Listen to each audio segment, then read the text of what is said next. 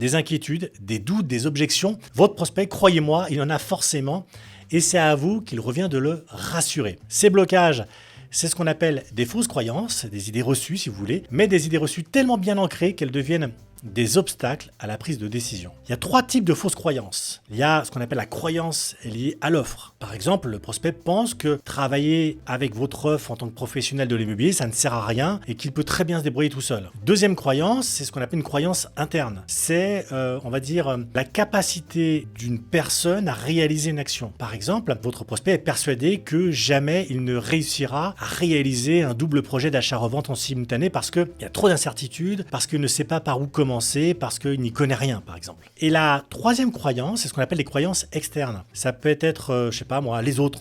En règle générale, ça peut être aussi souvent des problèmes liés au manque de temps et à l'argent. Par exemple, vous avez le contexte économique, par exemple aujourd'hui qui n'est pas bon, les prix de l'immobilier ont trop baissé, nous on veut vendre, mais on a peur de la réaction des enfants, etc. etc.